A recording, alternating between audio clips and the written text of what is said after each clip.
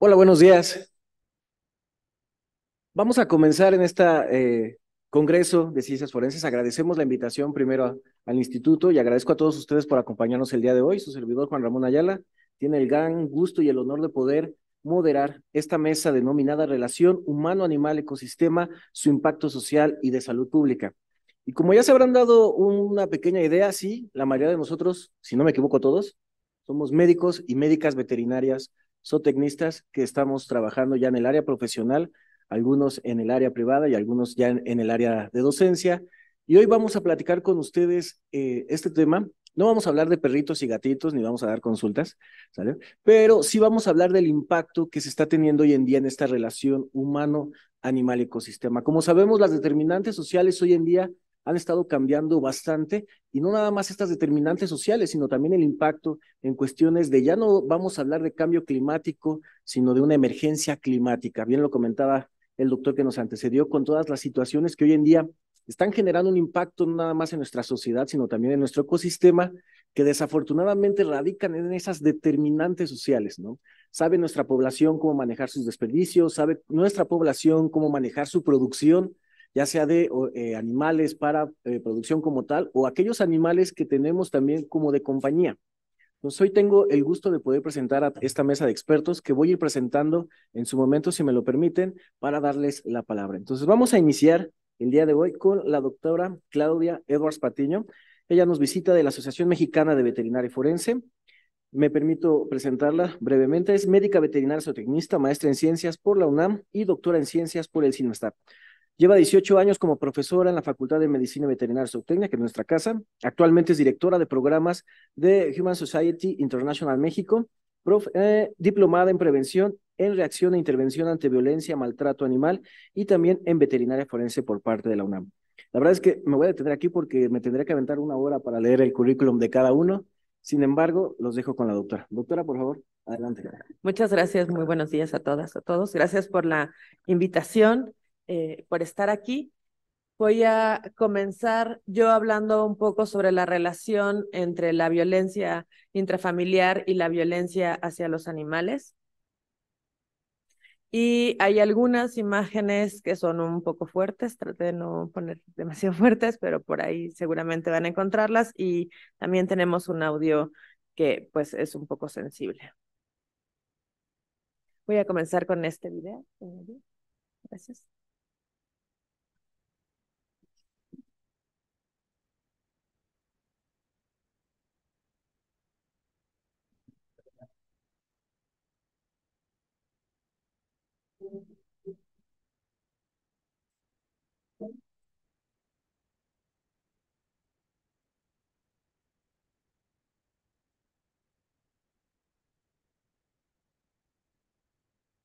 Como podemos ver, pues la familia lleva al perro al veterinario, el perro se ve lastimado y cuando nosotros volteamos a ver a la mujer, pues la mujer también tiene esta marca de ser golpeada y por supuesto el siguiente, si no es que ya es también parte de esta violencia, es el niño, ¿no?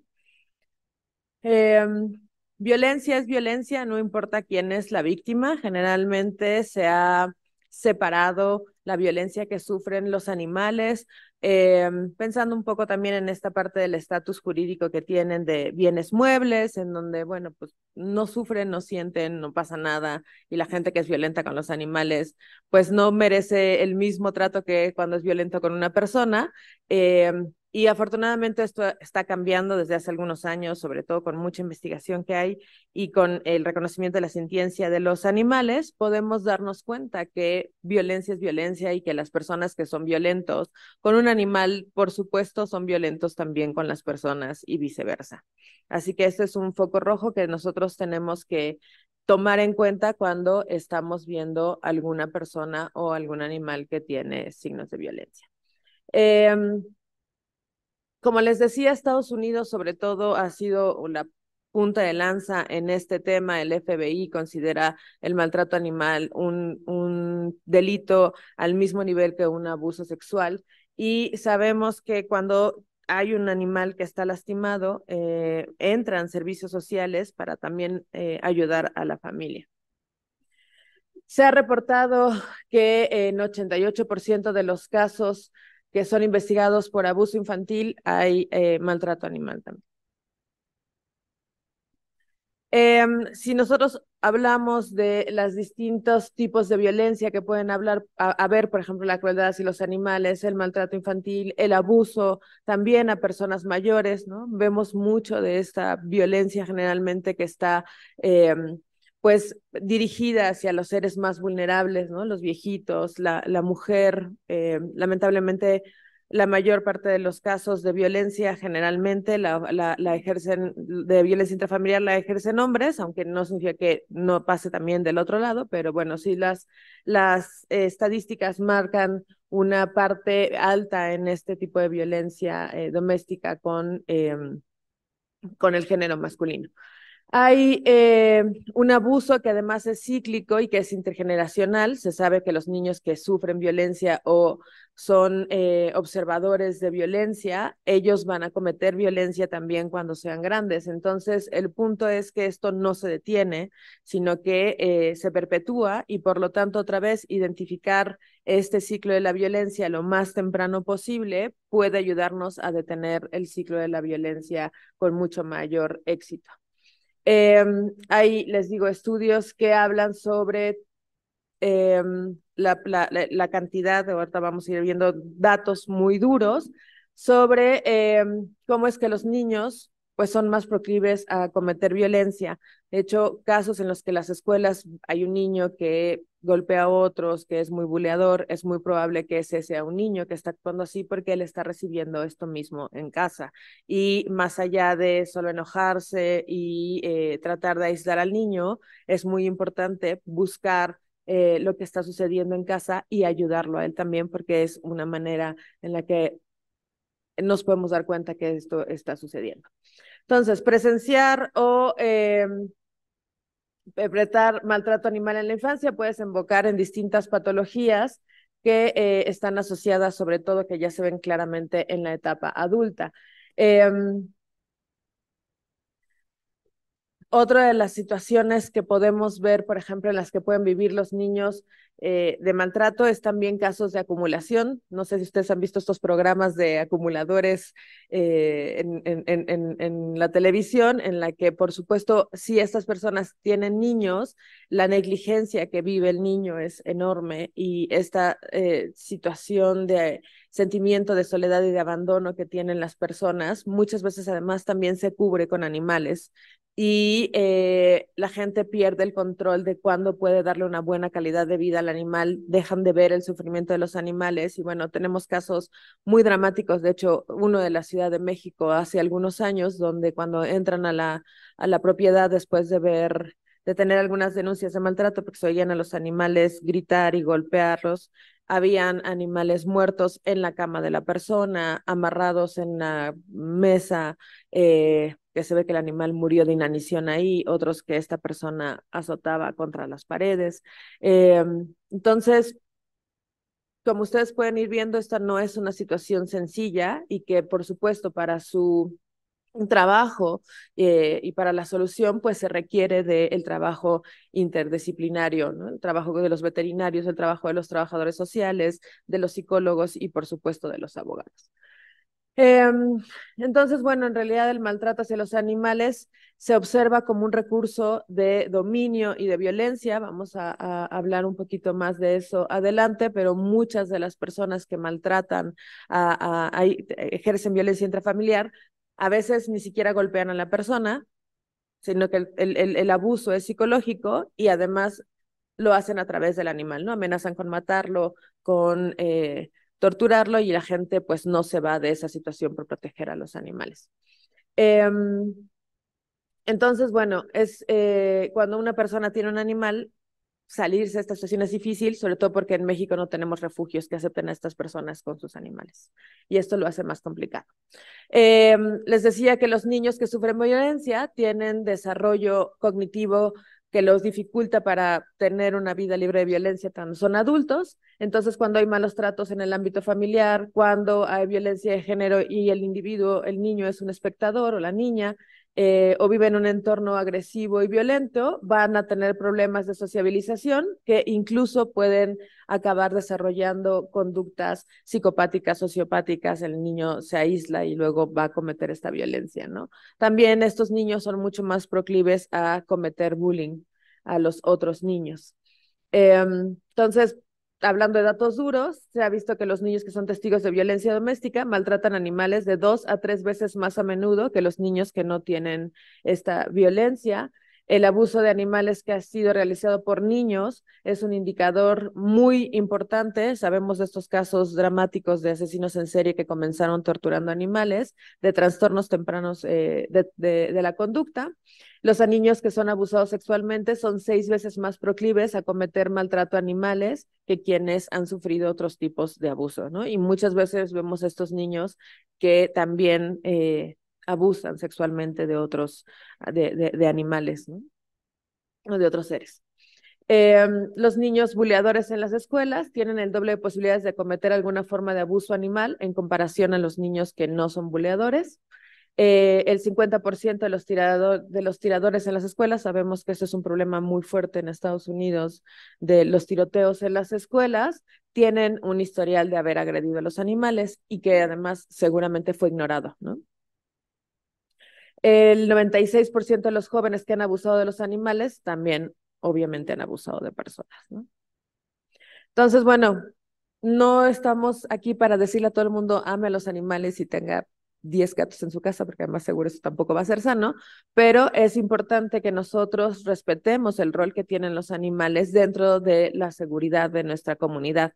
Los animales pueden ser un buen foco rojo para identificar comunidades violentas o lugares en los que se tienen que hacer intervenciones y que si tomamos esto en serio, pues obviamente el sufrimiento de los animales va a detenerse, pero también la escala de la violencia en nuestra sociedad. Otro poco más de estadísticas, les decía, en cuanto al género, notamos que alrededor del 90% de las situaciones que tienen que ver con violencia doméstica son ejercidas por varones. En el caso de los animales, el 99.4% de los animales que carecen de cosas básicas como alimento o agua, viven en hogares en donde hay violencia, ¿no? A veces la gente recibe denuncias de que el perro está amarrado todo el día, que no tiene comida, que no tiene agua, pues ese es un entorno que seguramente ejerce violencia en las personas, ¿no? Eh, y bueno, esto es uno de los indicadores, como les decía, más importantes de asesinos en serie y de otras clases de trastornos psicopáticos. Uno dice, bueno, eso pasa en Estados Unidos, ¿no? Allá están locos y tienen acceso a armas y es fácil matar, pero en realidad tenemos muchos casos más de lo que quisiéramos admitir en México sobre este tipo de situaciones. Este seguro es un caso que ustedes conocen, fue un caso muy sonado, el caso de Christopher, que fue un niño de 6 años que fue matado por sus primas y amigos de 14, 12, 14 años. Y cuando entrevistan a las niñas, ellas dicen que ya lo tenían planeado. De hecho, las niñas ya habían matado perros con anterioridad en la comunidad y la gente decía, pues son niños, están jugando, no saben qué es lo que pasa, no tienen idea qué sucede y dejaron pasar varios indicios que ya habían. El día que ellos ya tienen planeado matar al niño, pasan por él y le dicen que van a matar a otro perro, que lo van a llevar a aventar por un barranco, que los acompaña. Entonces pasan por el niño a su casa, se va con las primas, van al lugar y ahí ellas matan al niño, matan al perro y tapan el cuerpo del niño con el cuerpo del perro para que pues se disimule el olor y no se den cuenta, ¿no? Este es otro caso que hubo, si no mal recuerdo, creo que en Zacatecas, de niños que secuestraron y mataron a una gatita y le pusieron cartas amenazantes y dejaron el cuerpecito afuera también, ¿no? Hay una gran cultura que tiene nuestro país últimamente sobre la glorificación del narcotráfico, de los sicarios y muchos de estos niños juegan a eso, ¿no? Eh, Acá vemos otra noticia, ¿no? Pistola del niño sicario le pertenecía al papá, este niño, además, esto fue un caso en Monterrey, el niño sabía usar las armas, mataba animales por diversión porque el papá era cazador y entonces pues tuvo acceso a llevar a la pistola y saber cómo usarlo, ¿no? Entonces no es una cosa que no pasa en nuestro país y es una cosa que sí creo que no estamos tomando suficientemente en serio y en cuenta, ¿no? Entonces, bueno, la crueldad hacia los animales, como les decía, nos habla de una sociedad en la que está en riesgo. Por lo tanto, el abuso de los animales no es una cosa que solo nos compete a los veterinarios, es una situación que compete a toda la comunidad y que, por lo tanto, pensando en este link o esta liga que hay entre la violencia hacia los animales y la violencia a las personas, se vuelve un problema de salud pública que tiene que ser atendido. 70% de los maltratadores de animales tienen registros de otros delitos, muchas veces de estos violentos, incluyendo homicidio, ¿no? Como les decía, esto es una forma de poder. Hay situaciones terribles en las que incluso tenemos casos de abuso sexual que se llaman abuso sexual por proxy, en donde el violentador obliga a la mujer a tener relaciones con su perro, con el animal que tienen en casa, la videograba y amenaza a la persona después con exponer estos videos, ¿no? Eh, Les voy a poner un audio. Este audio es cortesía de una organización de protección a los animales en Aguascalientes que se llama APA. Ellos dieron un perrito en adopción y este es el audio que les habla la adoptante para regresarles al perro. Discúlpeme, por favor. Licencia, no puedo llevar a la perrita. Mi situación es muy precaria, muy difícil. Me retiró los vehículos. No tengo ni para comer yo. Entonces me preocupa. Quisiera, por favor, que pasaran por ella antes de que algo suceda. Si pueden antes. Vengan ahorita, por favor. Ayúdenme a que ella siga viviendo. Temo por la vida de ella. Ayúdenme, por favor. Me siento tan mal porque le fallé. La quiero mucho. Por eso no quiero que pase nada. Ayúdenme. Venga lo antes posible usted. Le doy mi ubicación. Por favor. La mujer refiere que el padre de su hijo y su hijo la violentan y violentan al animal, así que ella quiere dar en adopción, o sea, regresar al animal a la casa y como pueden ver, ella además se siente culpable, ¿no? Le pide perdón al perro por no, por haberle fallado cuando, pues, por supuesto no es su culpa. Eh, lo que acabaron haciendo es, ella dijo que ella iba a llevar al perro, pero como el violentador, pues la situación fue muy grave, no pudo sacar al perro. Entonces ellos se acercaron, ella dijo que iba a caminar al perro a la esquina y en la esquina, así, literal, abrieron la puerta del carro, subieron al perro y huyeron, ¿no? Ya sin el perro, ella tuvo, bueno, la organización la contactó con personas que ayudan a las mujeres y ya sin el perro para ella fue mucho más fácil salir de esta situación y todavía de vez en cuando pues les pregunta por el animal, pero piensen todo lo que conlleva pues separarse de lo único bueno que tiene en su vida, ¿no? Entonces, bueno, la situación es realmente grave. El 52% de las víctimas de los refugios dejan a sus mascotas con sus agresores y muchas de estas personas regresan a ellas o, bueno, después tienen sentimientos terribles porque matan a los animales. El 50% de las víctimas de violencia doméstica retrasan el dejar a su abusador porque no tienen cómo llevar a sus animales. Así que, bueno, hay muchas cosas que hacer para enfrentar el problema, por supuesto. Otra vez voy a poner el caso de Estados Unidos, en donde tienen sanciones penales por el maltrato hacia los animales en 50 estados. El abuso sexual de animales es ilegal también en 48. Las mascotas en las órdenes se une a los animales de compañía en las órdenes de protección en violencia doméstica, entonces también se protege este bien o a estos individuos. Eh, Tenemos casos en donde hay donde automáticamente donde hay maltrato hacia los animales, pues se identifica la violencia hacia las personas, o si hay violencia hacia las personas también y hay animales, se les llama a las autoridades competentes. También hay casos en los que la custodia de los animales, en los casos de divorcio, se hace como si fuera un niño, no quien tiene la factura del perro, sino quien de verdad ha cuidado al animal y pensando en el mejor interés de este. Y hay una obligatoriedad para los veterinarios para denunciar sospechas de maltrato animal, que también se da hacia, o sea, viene la investigación y de ahí se junta hacia la parte de las personas en varios de los estados. México no tiene este tipo de legislación, por ejemplo, ¿no? Entonces, bueno, les decía, el FBI tiene considerado el maltrato hacia los animales al mismo nivel que el maltrato hacia hacia las personas, al mismo nivel que el abuso sexual incluso, ¿no? Así que bueno, es importante que trabajemos en esta parte. Este es un caso de España en donde se pide a los expertos que nieguen la custodia de los hijos a padres que han maltratado a los animales, lo cual tiene muchísima lógica, ¿no? Entonces, fíjense todo el trabajo que tienen para los abogados aquí que podemos trabajar en pro de la comunidad. Por supuesto, tener albergues que acepten a los animales para que las mujeres puedan salir de esta situación lo antes posible. Muchísimas gracias.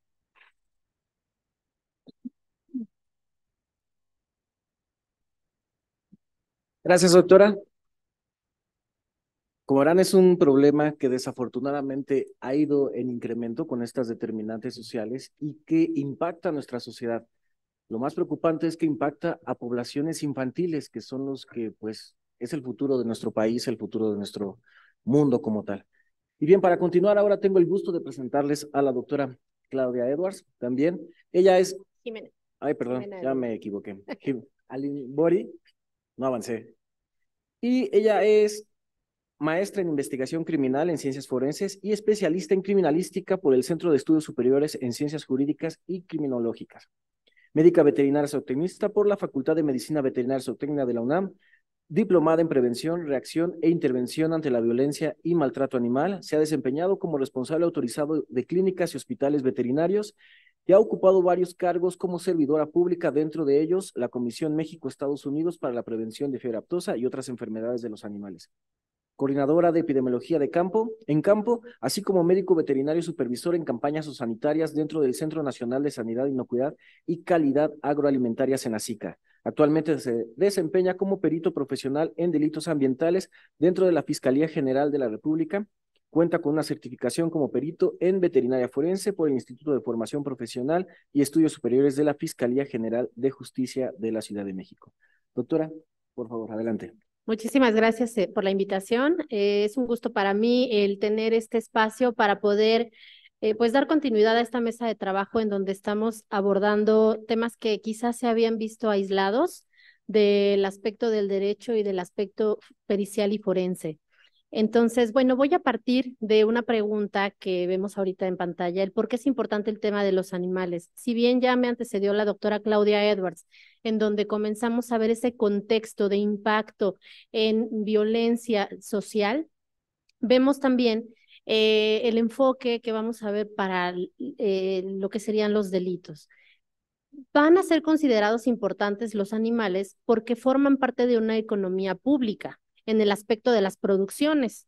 Todas esas producciones animales que al final de cuentas terminan en una cadena de proveer alimentos para toda la sociedad, en donde está inmiscuido muchos aspectos, pero también el bienestar animal y lo que es la posesión o la tenencia, ya que son considerados como objetos o propiedades.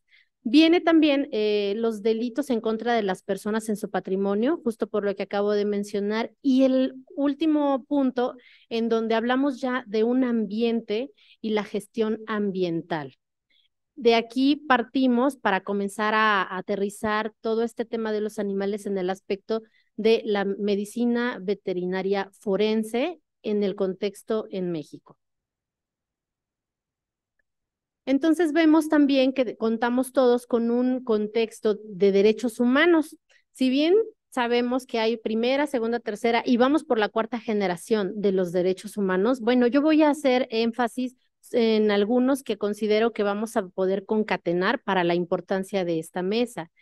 Si bien tenemos el derecho a la vida, a la libertad, a una seguridad jurídica y a la propiedad, voy a resaltar en la segunda generación esos derechos al nivel de vida adecuado, en donde va a estar implícita una salud física y una salud mental, la seguridad pública, por supuesto, y vamos a abordar los derechos de tercera generación, en donde está derecho a la paz, pero ya vemos el derecho a un medio ambiente y una coexistencia pacífica.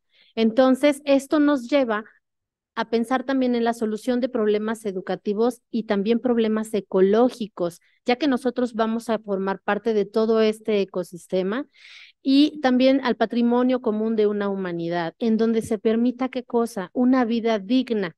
Y justo esto viene a colación y muy de la mano del tema que ya mencionó la doctora Claudia Edwards. Para poder llegar a esa vida digna, bueno, tenemos que trabajar y basarnos en todo un contexto legal con diferentes instrumentos normativos. Vamos a tocar varias definiciones que quizás las hemos escuchado a modo muy general, porque maltrato animal lo hemos visto implícito, a lo mejor lo hemos generado, lo hemos llevado a cabo de manera omisa y no lo habíamos identificado, pero vamos a puntualizarlo un poquito, ¿no? Son comportamientos humanos que van a causar un dolor que no es necesario. Sin embargo, vamos a hacer una especificación o diferencia. En el caso de la atención médica veterinaria, le vamos a provocar dolor a los animales al aplicarles, por ejemplo, una vacuna. Es un dolor necesario, pero no es un maltrato porque no hay una intención de lesionar o lastimar. Vamos al punto del concepto de violencia. Ahí ya tenemos ese uso intencional de la fuerza física y incluso amenazas contra uno mismo, esto enfocándolo hacia personas, que podría ser hacia un grupo, hacia una comunidad, y va a tener consecuencias, lesiones, traumatismos, daños psicológicos, y en el caso de animales vamos a hablar de alteraciones al comportamiento o lo que sería la parte etológica, y problemas de su desarrollo con la generación de las lesiones e incluso llegar a la muerte. Tengo dos imágenes en esta diapositiva que me gustaría mencionar. Han sido casos mediáticos y cada uno tiene una particularidad. En la parte inferior del lado izquierdo tenemos la imagen de Rodolfo Corazón. Él fue un caso mediático del estado de Sinaloa, al cual un masculino le da muerte por alguna situación ahí. Rodolfo era un perro comunitario, el perro de todos y el perro de nadie. Y esto es algo que estamos viendo como sociedad, que también poco a poco está sucediendo. Si bien hay un poco más de conciencia en la tenencia responsable de animales de compañía, ya empezamos a ver conceptos diferentes como este del perro comunitario o el gato comunitario, también caso del CCH, ¿no? El gatito del CCH, que era la mascota de ahí, y empezamos a tratar de integrarlos en todo este contexto legal. A Rodolfo Corazón lo atacan, le generan la muerte y lo realiza una persona mayor de edad, fue un masculino en este caso. Vamos a ver la imagen del lado derecho. No vamos a ver ahí mayor cosa más que algo como pasto quemado, el suelo quemado. Bueno, era un cachorro que en Guanajuato estaban jugando unos adolescentes con él. Entre jugar y estar haciendo experimentos, lo queman y muere por estas quemaduras. Pero estamos hablando de que ya son adolescentes y vamos a esa parte de la normalización de violencia, de actuar por imitación, en donde tenemos que empezar a trabajar desde nuestra perspectiva profesional para integrar de manera interdisciplinaria qué podemos actuar, cómo vamos a accionar para que esto ya no suceda, para poderle dar una solución a la sociedad con alguna medida transversal. Vamos al concepto de crueldad. Aquí ya va a haber una respuesta emocional en donde se obtiene placer a partir del sufrimiento de otros. Entonces, ese dolor va a ser también por una acción innecesaria. Y bueno, aquí la American Psychiatric Association ya lo considera como un signo de desajuste psicológico, y es algo muy importante a considerar para comenzar a hacer trabajos interdisciplinarios, como les comentaba, desde nuestras diferentes enfoques profesionales, tanto como médicos veterinarios, abogados, y la parte también de las periciales, que lo vamos a ir aterrizando, pues empezar a integrar también esas peticiones. Viene este concepto que es la sintiencia, en donde la OIE, hoy denominada OMSA, Organización Mundial de Sanidad Animal, nos empieza a integrar el concepto. ¿Para qué?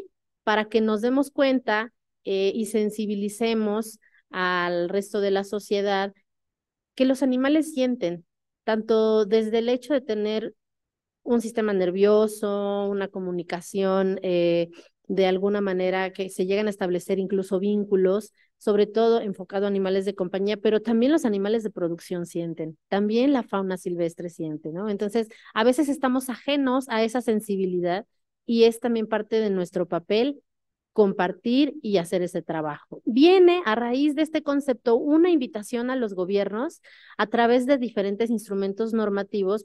En este caso menciono Ley General de Vida Silvestre, en donde ya se integran estas definiciones que mencioné, maltrato y crueldad.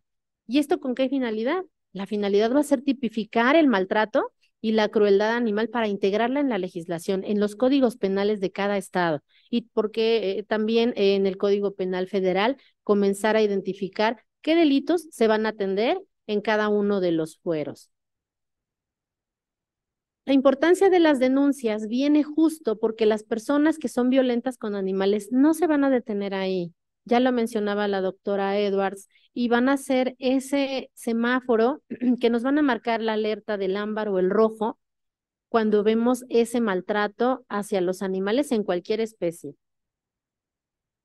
Y entonces vamos a empezar a interactuar al momento de realizar esta denuncia, bueno, con diferentes personajes o entidades. En este caso, bueno, tenemos una triada, sería las autoridades, fiscal, ministerio público o jueces.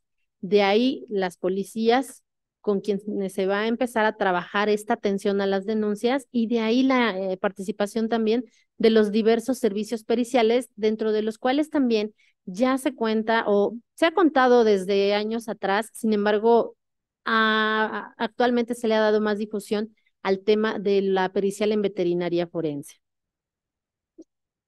La clasificación de los peritos, bueno, rápidamente les comento que existen por especialidad.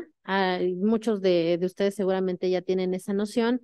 Y bueno, por posesión del título para determinar los que sean profesionales o peritos técnicos, por la procedencia de su designación, ya que en algunos casos se deriva de un nombramiento por parte de alguna fiscalía, los peritos particulares o los peritos de arbitraje o tercero en discordia. Independientemente de la clasificación de estos, lo importante es saber que contamos con estos profesionales para poder realizar o solicitar las intervenciones.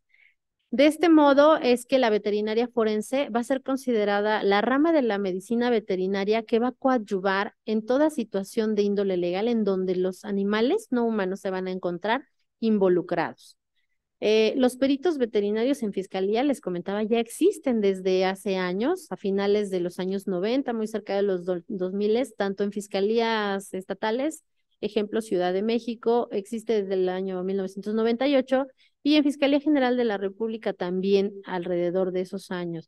Todo esto, bueno, también se ha ido profesionalizando para poder brindar mejores servicios a la sociedad. Los alcances de las intervenciones oficiales van a ser muy puntuales y en general son estas que les pongo en la diapositiva. Individualizar a los ejemplares, a los animales involucrados en la investigación, determinar si estos animales presentan lesiones, porque de ahí vamos a partir a poderle aportar a la autoridad la información que necesita para que ellos determinen esa tipificación del maltrato. Determinar si esas lesiones derivado justo de un acto de crueldad en contra de animales no humanos, de acuerdo a la ley de la entidad de que se trate. Determinar causas de muerte a través de la necropsia, tomar muestras biológicas de acuerdo a lo que se requiera, a lo mejor casos de envenenamiento, casos de abuso sexual en animales, cuantificar reparación del daño también, y determinar valor comercial de los animales. Básicamente esas serían las intervenciones de un perito veterinario en materia de fuero común o a nivel estatal. Y en fuero federal tenemos también intervención En cuanto a individualización de animales domésticos, que sería como su identificación, en humanos es identificación humana, acá es individualización de estos ejemplares, la ubicación racial para poder aportar esa información de qué estamos hablando, a lo mejor son por delito de abigeato, robo de ganado, y entonces necesitamos definir qué razas son para que se pueda integrar a la investigación. Estimar los estadios de desarrollo, sus edades aproximadas o parámetros, determinar estados físicos aparentes de fauna doméstica y silvestre, también causas de muerte a través de la necropsia o de las documentales de necropsia y asignación de valor comercial. Esto es para tener en general una idea. Después de esto les voy a ir aterrizando a lo que se ha trabajado aquí en el país con el tema de la veterinaria forense. ¿Cómo comenzó todo? En México realmente no existía una entidad que brindara una especialización o un enfoque particularizado para esta materia, hasta que comienza mediante la Universidad de Querétaro, se apertura un curso que se llamaba así, Veterinaria Forense, y es en donde comenzamos a coincidir. Así como hoy nos dimos cita en este auditorio por el interés común que tenemos, bueno, pues en ese momento, en 2019, en octubre, nos dimos cita para ver, pues, quién más está interesado y trabajando en esta materia, ¿no? Y entonces empezamos a ver que más colegas veterinarios, pero también abogados, también personas que están interesadas en este aspecto, han trabajado de manera independiente, a veces hasta luchando contra la marea. Igual hay personas que dirigen asociaciones o que trabajan en ONGs de manera paralela, ¿no? Y aquí es en donde comenzó esta sinergia en donde diferentes instituciones y se empiezan a integrar, ya que muchos de nosotros pues teníamos justo ese trabajo ya de años atrás. Entonces vemos fiscalías generales, fiscalías del estado, de diferentes estados, organizaciones no gubernamentales también, como Human Society y la Federación de Colegios y Asociaciones de Médicos Veterinarios o Tecnistas, que también comenzó a tomar cartas en el asunto para llevar a cabo la capacitación y la profesionalización en esta materia.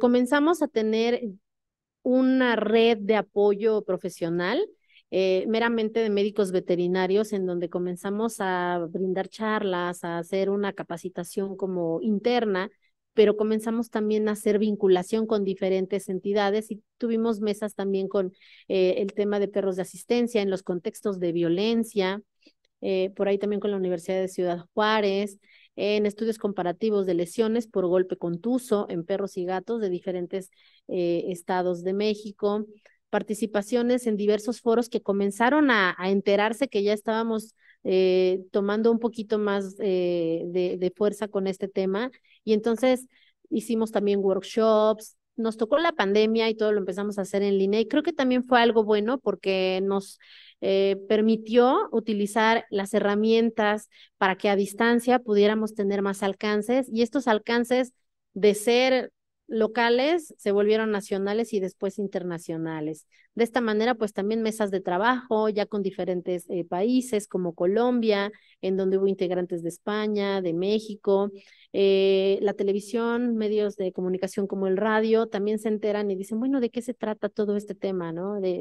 Y al ver tantos casos mediáticos, a veces también la comunidad dice, bueno, yo hago mi denuncia en redes sociales y creen que con eso es suficiente, pero hace falta esa otra parte. No es la vía adecuada y necesitamos dar esa guía o esa orientación para que se pueda llevar a cabo de manera adecuada pues esa denuncia y la procuración de justicia. De ese modo se llevaron a cabo pues diversos trabajos. También ya hay la publicación de la protección jurídica de los animales, que estoy segura de que muchos de los aquí presentes también ya la conocen. La autora es la doctora María Teresa Ambrosio Morales, quien trabaja en el Instituto de Ciencias Jurídicas de aquí de la UNAM, y hace esta compilación. La doctora Claudia Edwards tiene una participación. Lo interesante de este texto, de este documento que es de descarga gratuita en internet, es que aborda el aspecto criminológico, victimológico y de esa protección jurídica de los animales. Entonces, en conjunto con la federación comienza a darse esa capacitación de formación de peritos veterinarios, porque crece la demanda justo por parte de la sociedad de estos casos en donde dicen, bueno, si no es por redes sociales, ¿cómo lo hago? Ah, pues vamos a capacitar médicos veterinarios que puedan también tener estas herramientas para atender esas necesidades de la sociedad, y comienza a hacerlo con la primera, segunda y tercera edición actualmente de ese diplomado. Charlas en diferentes institutos.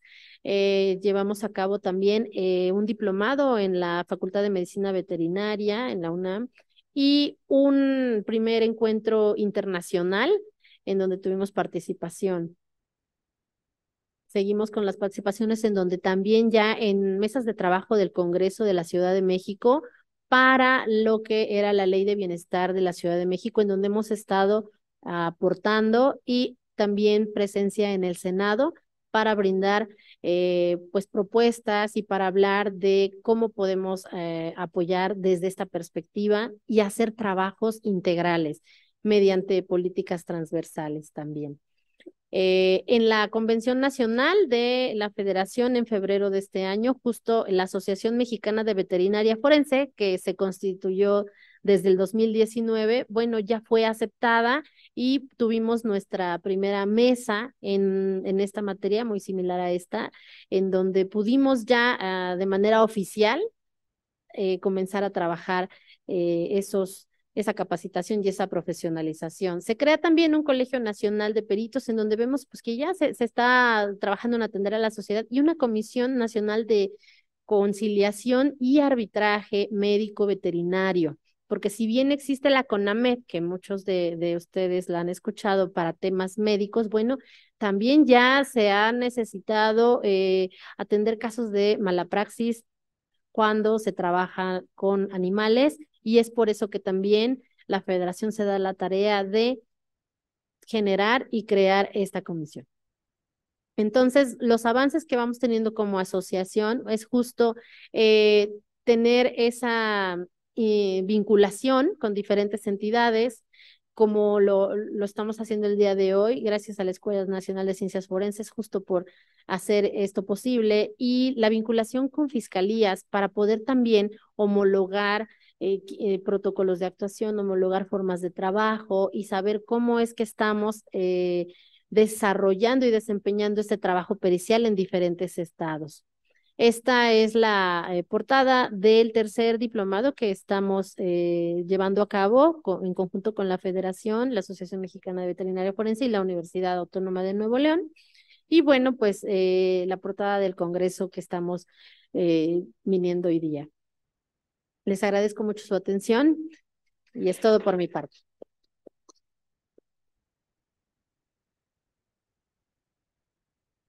Doctora, muchas gracias. Otra vez una disculpa por haberme equivocado de nombre.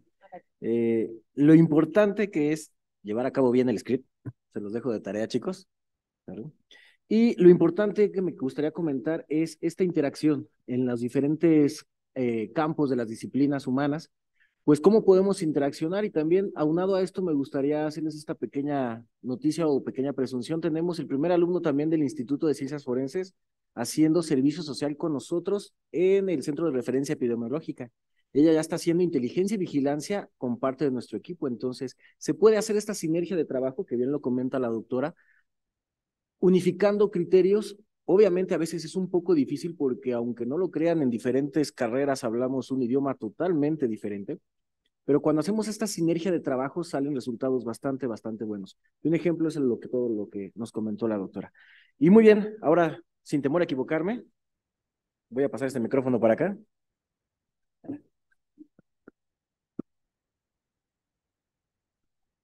Y digo sin temor a equivocarme porque es el único caballero, aparte de su servidor, que hoy nos acompaña.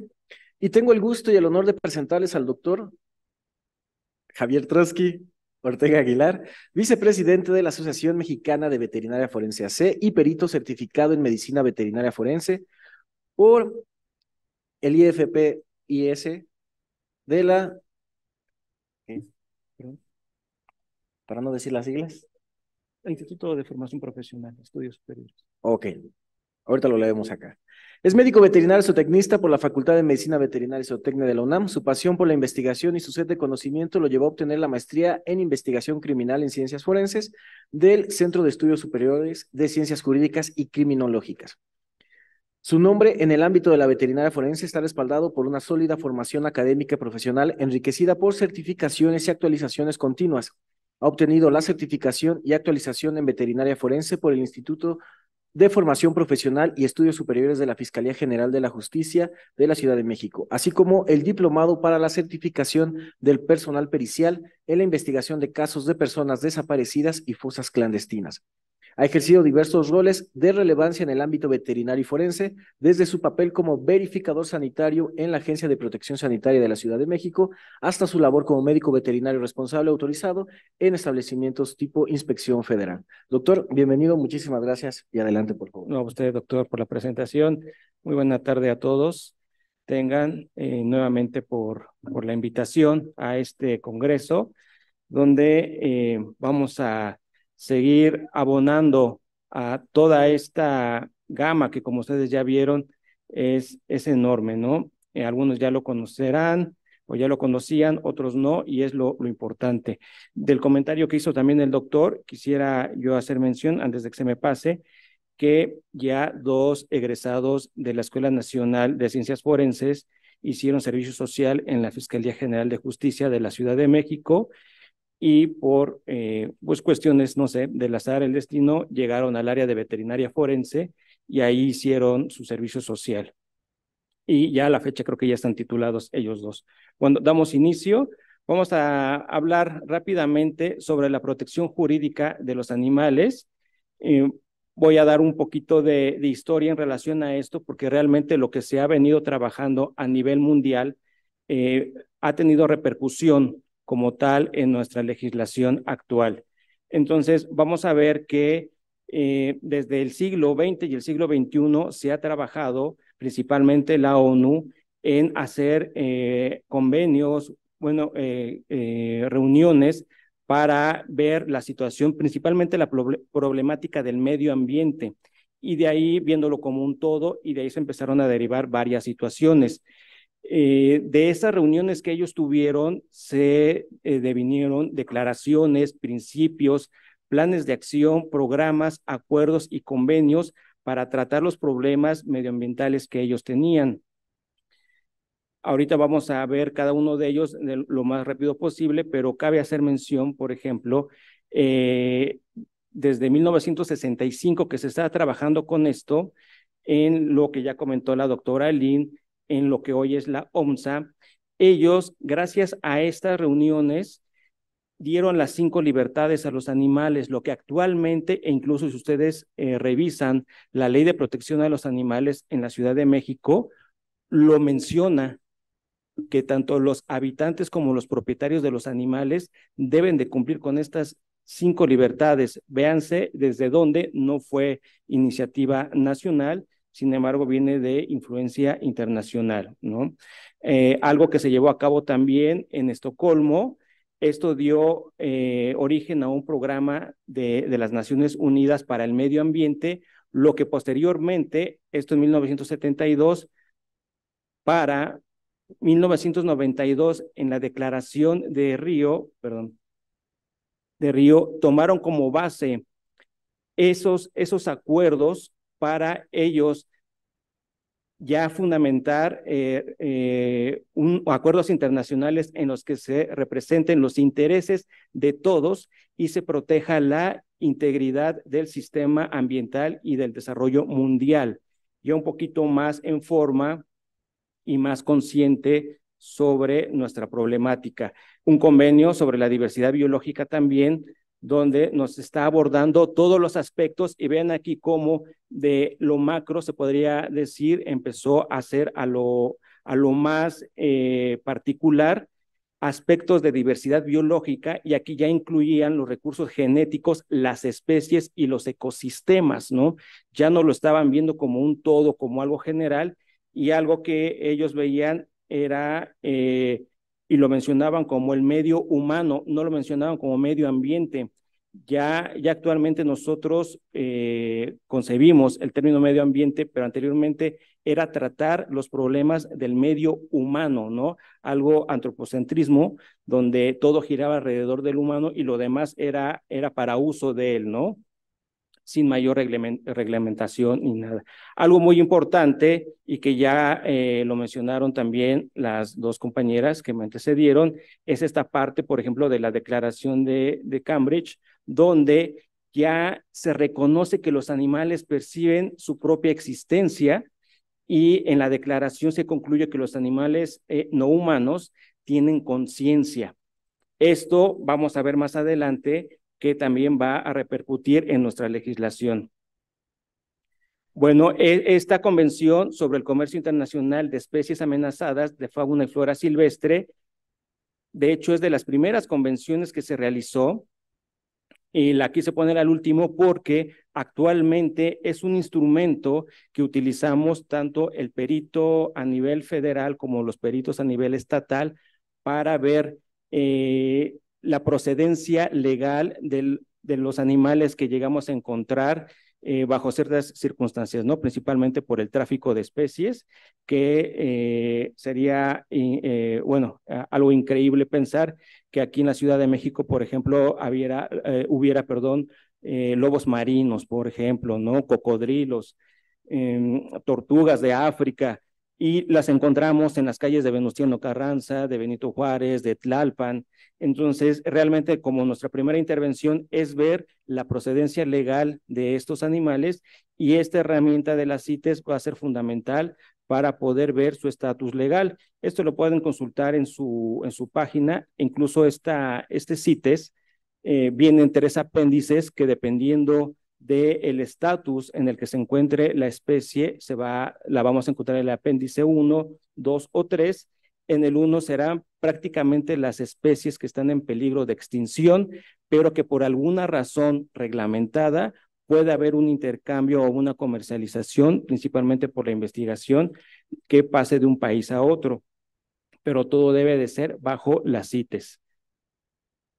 Y ya para el panorama nacional, pues en México vamos a encontrar que tenemos diferentes leyes federales y estatales que van a encontrar disposiciones sobre la protección a la salud, la vida y el bienestar animal, pero también ya vamos a tener algo más específico para actos de maltrato o crueldad en contra de animales no humanos. De igual manera, ver o tener presente que tenemos normas oficiales mexicanas de cumplimiento obligatorio, los cuales, dependiendo del ámbito, nos van a hablar sobre el trato digno y ético, la utilización de métodos humanitarios para dar muerte a un animal. Está arreglado dependiendo de la especie, qué método de sacrificio se va a dar, principalmente para establecimientos que se dedican para el abasto, consumo humano, considerando que nosotros pues somos omnívoros y vamos a tener dentro de nuestra alimentación plantas y animales. Bueno, y si bien los voy a criar para posteriormente sacrificarlos y consumirlos, que sea todo reglado, que no vaya a haber enfermedades en ellos, y su sacrificio sea bajo lo que marca la normatividad. Y bueno, entendamos también que de entrada y una herramienta federal, pues va a ser la propia Constitución Política de los Estados Unidos Mexicanos, donde en el párrafo 5, en su artículo 4, nos dice que toda persona tiene derecho a un medio ambiente sano para su desarrollo y bienestar. El Estado garantizará el respeto a este derecho. El daño y deterioro ambiental generará responsabilidad. Ya también lo comentó la doctora Lynn, en la parte de derechos humanos, que tenemos este derecho de tener un medio ambiente sano. Y bueno, está la Constitución que va a velar por todo esto, que no solamente sería fauna, es flora, el suelo, subsuelo, los mantos acuíferos, todas las riquezas naturales como un todo, ¿no? Ya no en sus partes, y que fuimos viendo, desmenuzando, que al principio se veía como el medio humano, ¿no? Donde yo estoy y lo que está alrededor, viendo que ya hay problemáticas, cómo resolver estos problemas, ¿no? Entonces, desde ahí podríamos partir para el caso de nuestro país, pero bueno, a nivel federal también tenemos la Ley Federal de Sanidad Animal, donde su principal objetivo es fijar las bases para el diagnóstico, prevención, control y erradicación de las enfermedades y plagas. Esto también con aras de proteger la salud de las personas, porque hay que entender que hay enfermedades que si bien afectan algunas exclusivamente al animal, habrá otras que se transmiten hacia los humanos. Entonces ahí vamos a estar hablando de zoonosis. El médico veterinario al proveer de los medios para que el animal tenga bienestar y salud, también va a beneficiar al humano en no transmitir esas enfermedades. Y bueno, estas leyes nos van a decir quiénes van a ser también las autoridades, quienes van a hacer la vigilancia en el cumplimiento de estas leyes. La Ley Federal de Sanidad Animal, con el ahora SADER, que antes era el SAGARPA, la Ley General de Equilibrio Ecológico y Protección al Medio Ambiente. Aquí va a ser Semarnat principalmente quien va a hacer la vigilancia sobre esta ley. La Ley General de Vida Silvestre, que ya también la mencionaron, y cabe hacer mención que, por ejemplo, ahí hay un capítulo 6º donde habla precisamente del trato digno y respetuoso a la fauna silvestre, ¿no? Como tal, no marca ellos ahí el maltrato animal, sin embargo, es para el caso de la fauna silvestre, se tomará este término como trato digno y respetuoso. Las autoridades Semarnat y Profepa son los que nos ayudan a la vigilancia de esta ley. Bueno, entonces, pero vamos a ver que muchas de estas acciones del ser humano van a recaer en delitos en relación al deterioro, como vimos, de los animales o incluso su medio ambiente. Entonces, estos delitos van a ser del fuero federal. Ya la doctora Lee nos comentó parte de esto. Esos serían algunos ejemplos que contempla el Código Penal Federal en relación a un mal manejo, un inadecuado manejo en los animales. Por mencionar alguno, cuando se ocasione la difusión de una enfermedad de las plantas o de los animales con peligro de la economía rural, ¿no? Vamos a entender que va a recaer en delito federal, toda vez que el daño que va a generar es macro, ¿no? No es hacia una persona en particular, sino hacia una población general, en este caso la economía. El hecho de que alguien sin permiso o sin autorización traslade a un animal de un estado a otro o de un país a otro sin las mínimas medidas sanitarias y provoque un daño a la economía como la difusión de alguna enfermedad. Estos serían algún otro ejemplo. Lo coloco ahí para que ustedes tal vez con más calma lo chequen en el Código Penal Federal, pero está estipulado. También aquí algún ejemplo de algunas normas, no son todas, solamente algunos ejemplos. Igual en la situación del tráfico de fauna silvestre, vamos a encontrar que algunas que son endémicas de nuestro país, pero se requiere cierta documentación para su traslado. La norma NOM 059 de Semarnat nos va a dar un listado de las especies que requieren o tienen un grado de protección a nivel nacional porque pueden ya estar extintas o posiblemente extintas, necesitan una protección especial para que no siga avanzando su deterioro en el medio ambiente. En el caso que les comentaba, para la crianza de los animales para abasto, vamos a tener la norma NOM 51, donde nos dice que debe de haber un trato humanitario en la movilización de los animales. Si los trayectos son largos porque el rastro está en un determinado estado, pero es mucho el viaje, la norma nos va a especificar que deben de haber tiempos de descanso, deben de pasar por varios retenes sanitarios para vigilar que esos animales vayan en las mejores condiciones e incluso quien los transporta tenga la documentación adecuada para su traslado a ese otro punto que se pretende llegar. Vamos a encontrar, por ejemplo, la NOM 033, esa nos va a hablar en específico sobre los métodos para dar muerte a los animales domésticos y silvestres. Aquí no es cualquier método, ninguna otra forma, lo va a marcar la norma y si el profesionista o quien sea no se apega a esta normatividad, va a haber sanciones. Especificaciones técnicas para la producción, cuidado y de uso de los animales de laboratorio.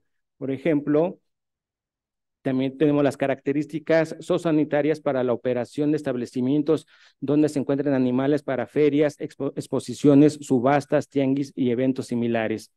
Y algo que va a dar calidad, por ejemplo, en nuestro servicio como médicos veterinarios, va a ser la norma NOM 004 de la Secretaría de Salud, donde nos va a hablar sobre el expediente clínico y es una forma de que nosotros, como prestadores de servicio de la medicina veterinaria, nos apeguemos a esta norma para dar un servicio de calidad en la medicina veterinaria. Bueno, y ya hablando propiamente a nivel estatal, y ahorita me voy a referir a la Ciudad de México, en la Constitución Política de la Ciudad de México tiene un artículo, el 13, donde habla sobre la ciudad habitable. Ahí hay un inciso, el B, donde específicamente habla sobre la protección de los animales. Y veamos lo que les comenté en un principio. Ya la Constitución, para el caso de la Ciudad de México, reconoce a los animales como seres sintientes. Digo, esto es algo ya que hemos avanzado, evolucionado, y qué bueno que ya esté en un marco jurídico como es una Constitución. Y bueno, ya hablando más en específico sobre el maltrato animal, existen leyes de protección en todos los estados de la República. Llevarán otro nombre, eso nada más son algunos ejemplos de cada uno de los estados, pero todos los estados de la República, a excepción de Oaxaca, no tiene ley de protección a los animales, sino algo curioso, sí estará en su código penal tipificado como maltrato animal. Entonces, este maltrato animal como tal lo vamos a ver ya plasmado en los diferentes códigos penales de los diferentes estados, donde va a estar insertado el médico veterinario. Ahí dentro de esas fiscalías va a estar el perito en veterinaria forense, que es un médico veterinario que desafortunadamente su contratación, pues, y digo desafortunado porque sería conveniente que ya tuviera, aparte de esto, una formación en las ciencias forenses, ¿no? Como es el caso del médico, donde en las convocatorias para las diferentes fiscalías sí le solicitan, aparte de ser un médico general, el diplomado como médico forense.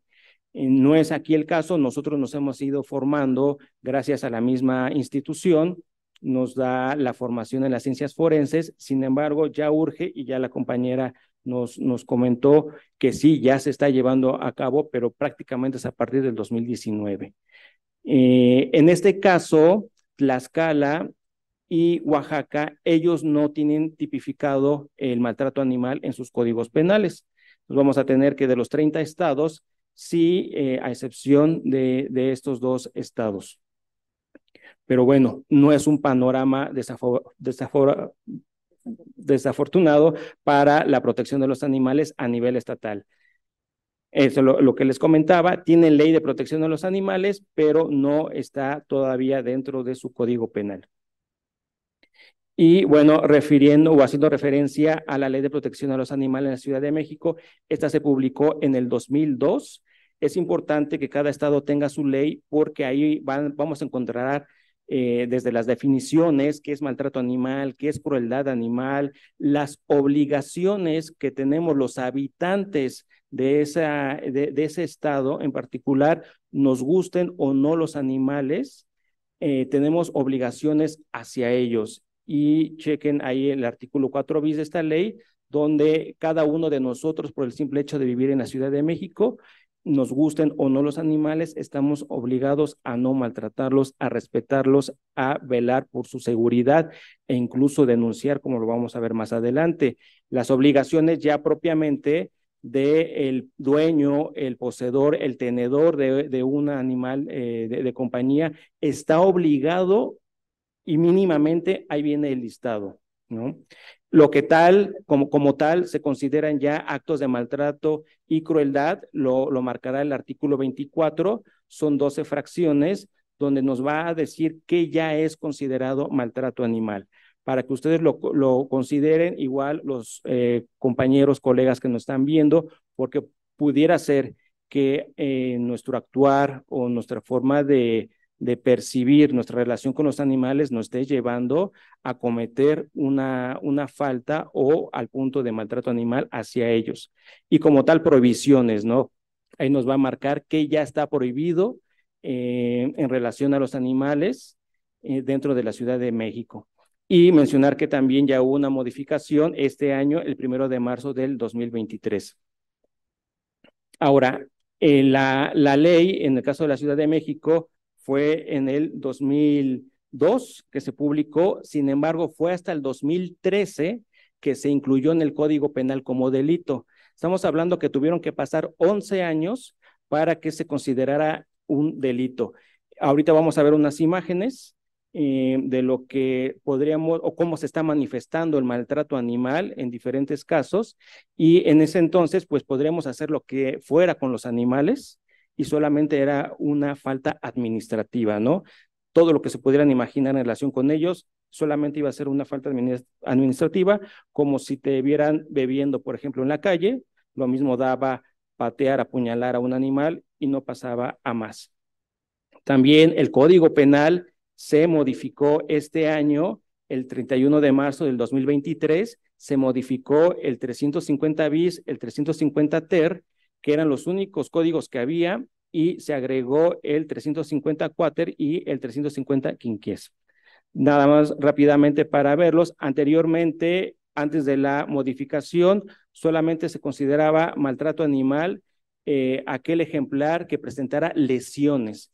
Es ahí donde el perito en veterinaria entraba, y ya lo comentó también la compañera, nos solicitaban ver, determinar si el ejemplar presentaba algún tipo de lesión o lesiones, y con eso el Ministerio Público poder encuadrarlo al Código Penal. Pero si no había lesiones, no había maltrato. Ahora ya nos habla de que aparte de las lesiones, el daño que presente o alteraciones en su salud, si está bajo de peso, si las condiciones donde no había ventilación, y había concentraciones de malos olores, principalmente, por ejemplo, el amoníaco afectaba las vías respiratorias, no es algo como tal una lesión, sin embargo, las condiciones que tenía ese animal en su lugar de alojo ya representan una alteración en su salud, ¿no? Y las agravantes, si esas lesiones o esa situación lo pusieron en peligro en la vida, se va a aumentar las penas, ¿no? Ojo también, el que se mutile, por eso les recomiendo yo que chequen bien, porque si se mutila algún animal sin ninguna justificación médica, será sancionado. Entonces, el hecho de cortar ya las orejas y la cola será tipificado como delito. El hecho de decir que es por estética no es una justificación médica. Anteriormente al gremio le preocupaba la parte de llevarlo a exposiciones y que lo sancionaran o lo descalificaran porque su ejemplar no llevaba el corte de colas o de orejas. Actualmente ya la Federación Canófila ya no sanciona esta parte. Y bueno, provocarle la muerte, la agravante, usar métodos que provoquen un grave sufrimiento al animal, ¿no? La importancia ahí del peritaje para ver la causa de muerte y todavía ver si el animal en ese espacio tuvo agonía o sufrimiento. Este artículo 350 quater fue el que se agregó para precisamente el sacrificio o matanza de especies de animales destinadas al abasto en lugares sin autorización. Y el 350 quinquies ya el que utilice a un animal con fines sexuales. Y esto nos va a hablar desde la parte de organizar, tomar fotografías, videos y la difusión de este material. Ya está considerado y ahí vendrán las penalidades.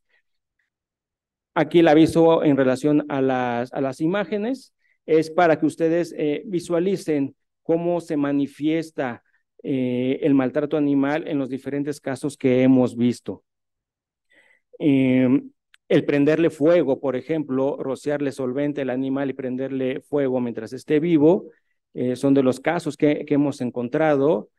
Las diferentes lesiones por armas cortocontundentes o por lesiones punzantes, cortantes. Es ahí donde el perito en veterinaria forense va a hacer la necropsia, va a determinar la causa de muerte, ¿no? Aquí los criminólogos nos van a decir que aparte de que esto le causó la muerte, la hazaña, ¿no? que hubo previo a generarle la muerte a este ejemplar. Ahorcamientos, lesiones por arma de fuego, atropellamientos, envenenamientos, abuso sexual, omisiones. No necesito yo golpearlo al animal para afectar su salud y su bienestar. Un animal que no se le provea de la alimentación adecuada, la hidratación adecuada, lo va a tener bajo estas condiciones. El hacer o no hacer los actos u omisiones nos van a llevar a cometer el delito de maltrato animal. Santería, que actualmente está muy en boga pues prácticamente todo el territorio nacional, ¿no? Y bueno, ya para concluir, ya vimos que sí hay herramientas jurídicas que incluso si nuestra localidad por alguna razón vemos que no hay un reglamento o una normatividad, pues podemos echar mano de la normatividad internacional que hay, pero algo muy importante, están las leyes, están las normas, habemos peritos que tal vez ahí la demanda sería a las instituciones que hubiera más peritos en esta especialidad, pero si ustedes como ciudadanos, y vemos ahí en el Código Penal y también en la Ley de Protección de los Animales, que es su obligación de todos nosotros denunciar, créanme que podremos tener la mejor ley, los mejores profesionistas capacitados ahí en su lugar, pero si ustedes no mueven la maquinaria o nosotros no movemos la maquinaria a través de la denuncia, no va a ser posible y no vamos a velar por la justicia, en este caso de los animales. ¿Dónde denunciar? En el caso de maltrato animal, hay una fiscalía especializada que se llama, bueno, se abrevia FIDAMPU, la Fiscalía de Investigación en Delitos Ambientales en materia de protección urbana, que está por el Metro Valderas en el tercer piso. Ahí está esta fiscalía especializada. Sin embargo, pueden denunciar en cualquier ministerio de su alcaldía. Para los casos de los delitos ambientales, está la UEIDAPLE, donde ustedes pueden hacer la denuncia o de igual manera en el Ministerio Público Federal de su estado. Y bueno, aquí nada más simplemente es algo del material que la misma Fiscalía promueve para denunciar el maltrato animal. No es indiferente a esta situación, se está trabajando sobre ello, nos falta mucho más, pero tiene que ser un trabajo en equipo y un compromiso de toda la ciudadanía. Les agradezco mucho.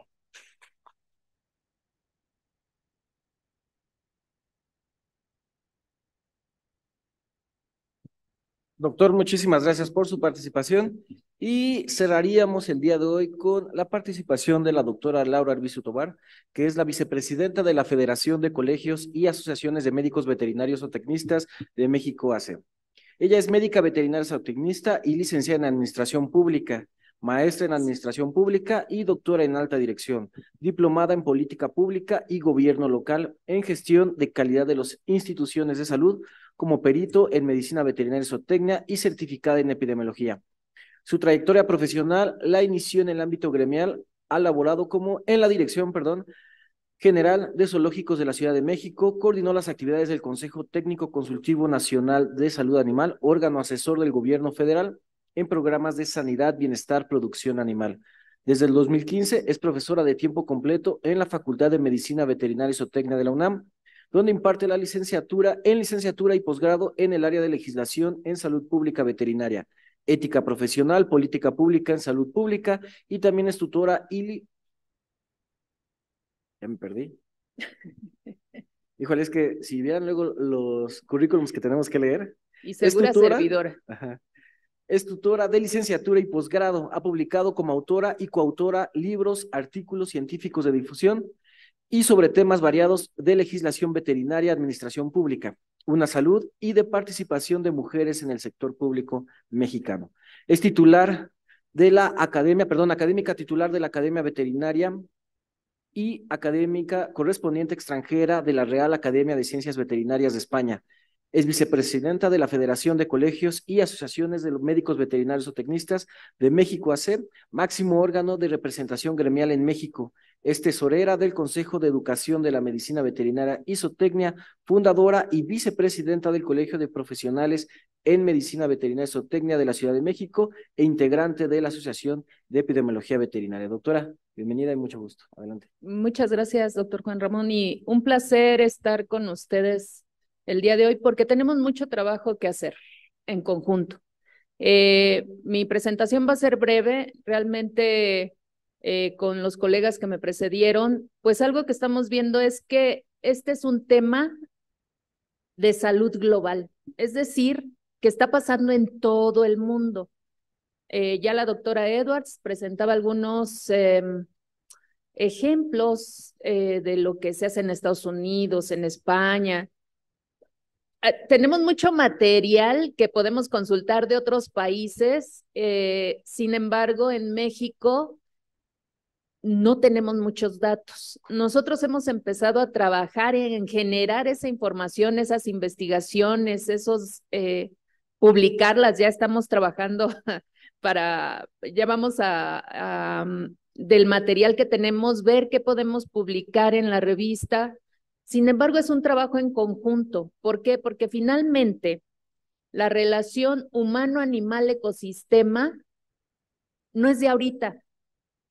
Sin embargo, ha evolucionado por muchos factores. De hecho,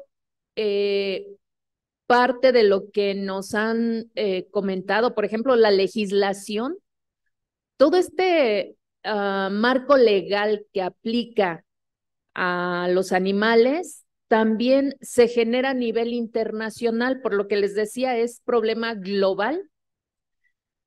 Los organismos internacionales están tomando medidas y los países que somos parte de esos organismos internacionales estamos obligados a incorporarlos.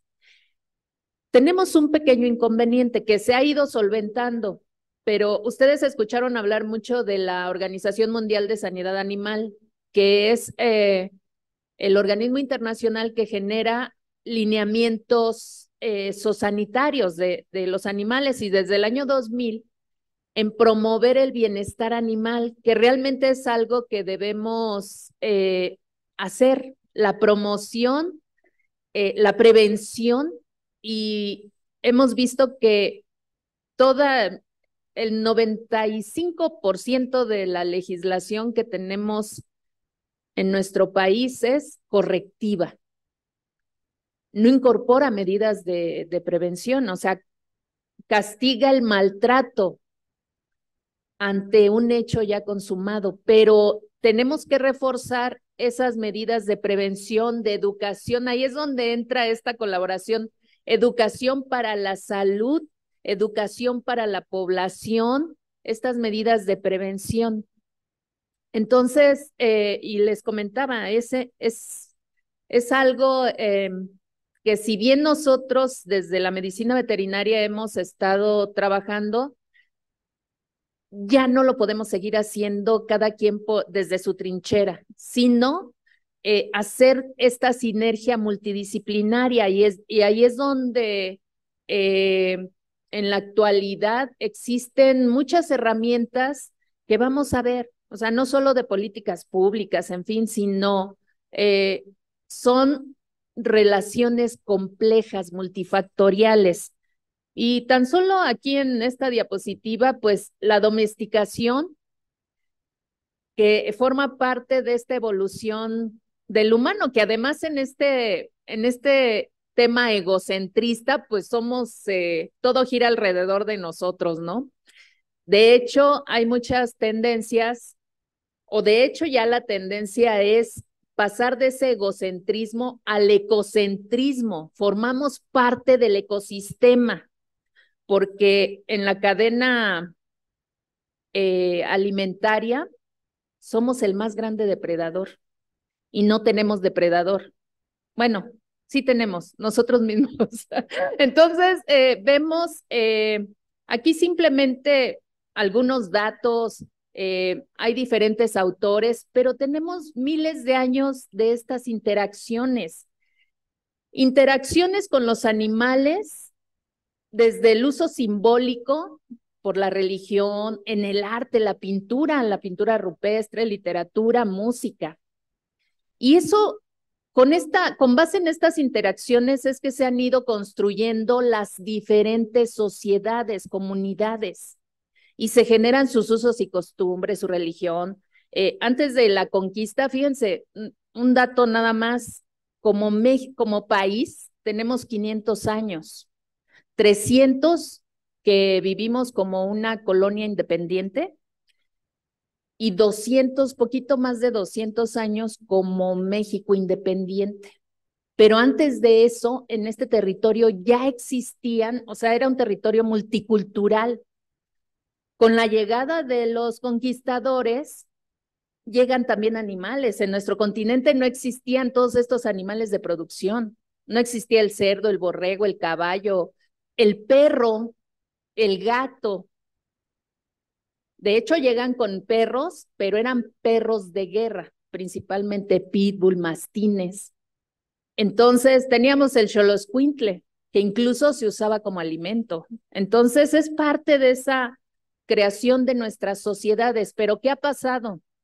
Que en esta evolución, en esta interacción, también esas interacciones han evolucionado positiva y negativamente, ¿no? Entonces, en nuestras culturas prístinas o antes de la llegada de los españoles, los animales, el respeto a los animales era tal que teníamos el caballero águila, el caballero tigre, el caballero jaguar, como lo más alto de la jerarquía, ¿no? Entonces, pero pues ahora hemos acabado, no voy a entrar en estos impactos ambientales, tan solo, y lo decía el doctor del Instituto de Ecología y Cambio Climático, estamos acabando con nuestro ecosistema y las consecuencias, tenemos una que hemos vivido por años, que fue, que es el COVID-19, que no la hemos erradicado, se ha controlado y pasó a formar parte de nuestra vida.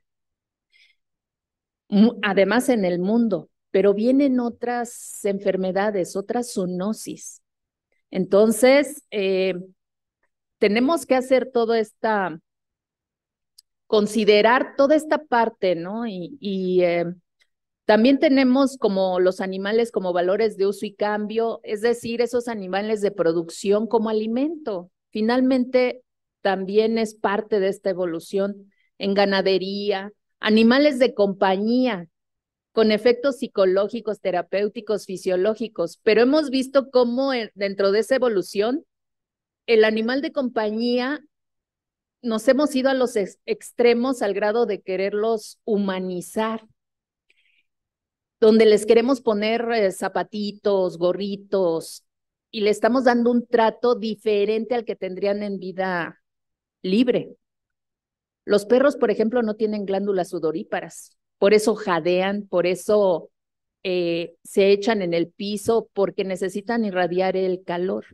Y nosotros le pusimos gorritos, zapatos y el pobre animal está, según nosotros lo estamos cuidando y al contrario, le estamos dando esas condiciones diferentes.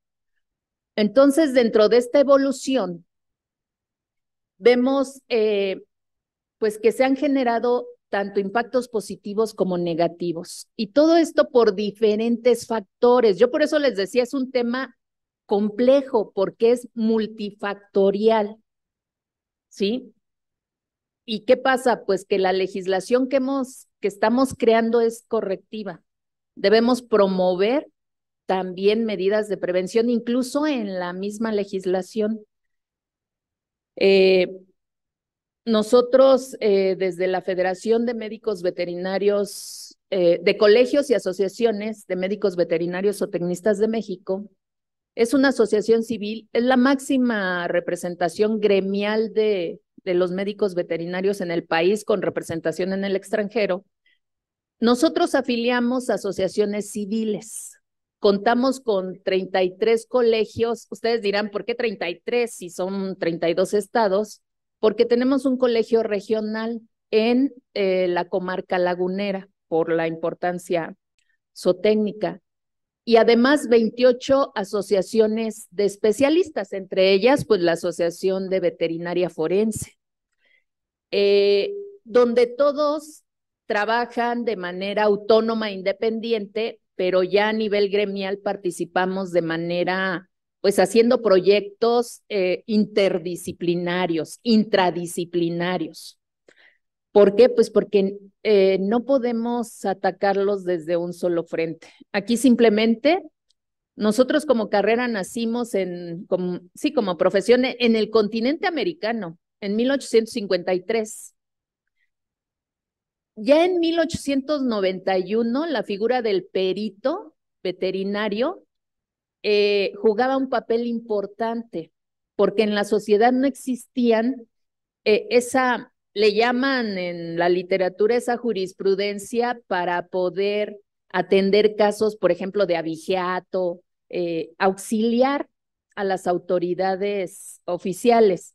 Entonces, fíjense, el perito, como médicos higiénicos dentro del campo del ejército, vigilantes en la aplicación de herrajes y como peritos quienes actuaban principalmente en la compra de ganado, desecho y avalúo de lo que no era útil al servicio militar, porque además nacimos como profesión específicamente se atendía a una especie, el caballo.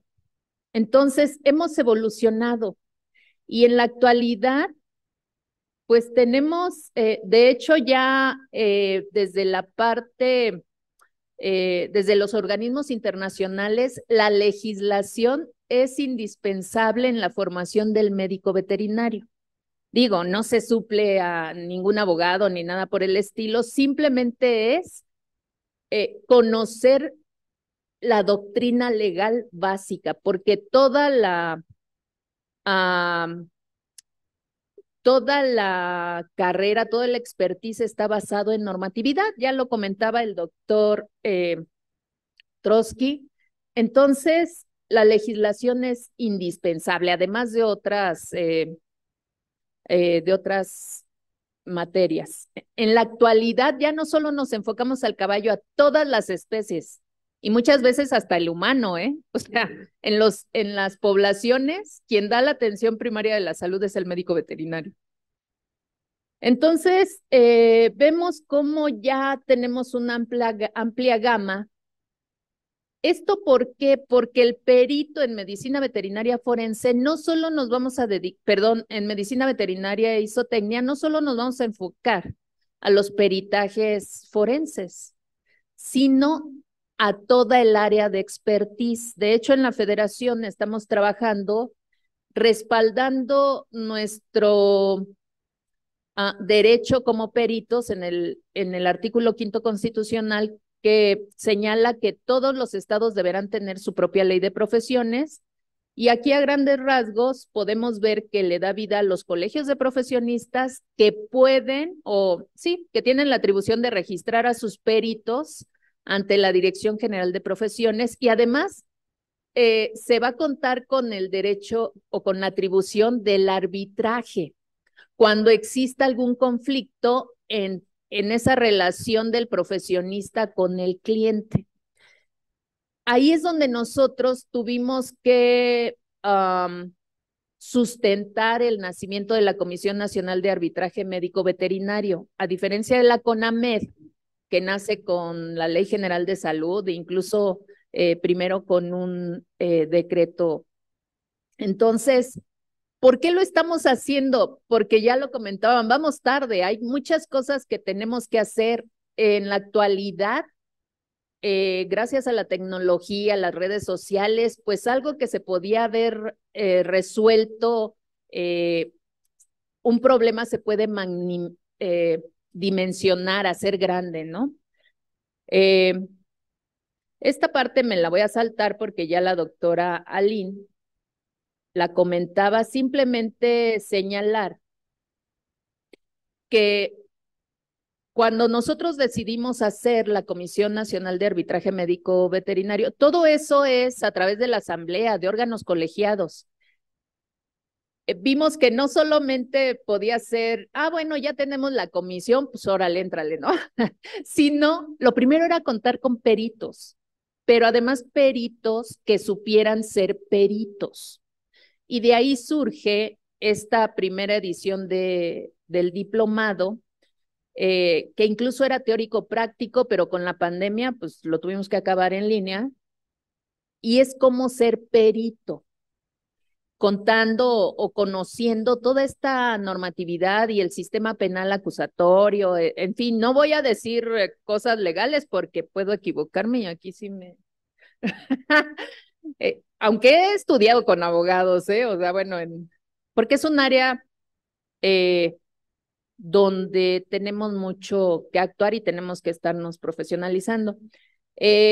Comentarles, como bien señalaba el doctor Trotsky, para ser perito debes contar con esos conocimientos adicionales a tu área técnica. Entonces, aquí, nosotros en medicina veterinaria tenemos nuestro consejo de certificación y estamos trabajando para que también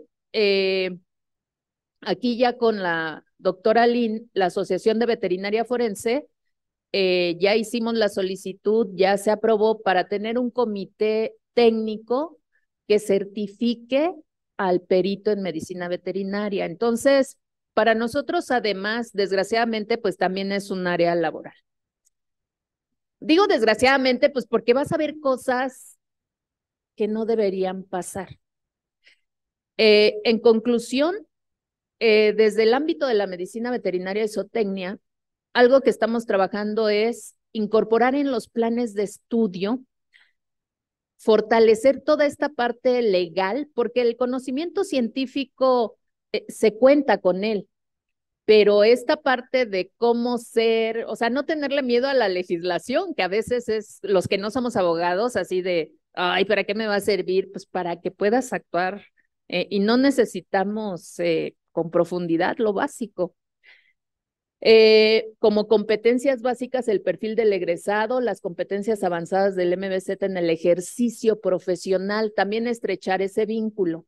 Es ideal capacitarse y contar con una certificación como perito, en lo cual lo estamos trabajando. Es un campo laboral, vamos tarde, sí, pero bueno, ya se está haciendo, se está tomando acciones, se debe ejercer en equipos multidisciplinarios, interdisciplinarios, pero sobre todo con ética profesional. Les agradezco mucho. Si ven, realmente lo que hicimos fue dar un panorama general. Cada uno de estos temas lo podemos tratar con profundidad. Sin embargo, yo agradezco mucho a la doctora Zoraida, a la doctora María Elena, a la doctora Anita, a la doctora Alexa, que también ya no, vamos a empezar a publicar en la revista, porque tenemos que hacer sinergias. Ya vimos trabajo en equipo y apoyarnos para avanzar, para fortalecer no solo la práctica profesional, sino también desde las instituciones formativas. Yo les agradezco mucho y estamos a la orden. Traté de ser rápida también para si hay algunas preguntas o intervenciones, con mucho gusto. Gracias.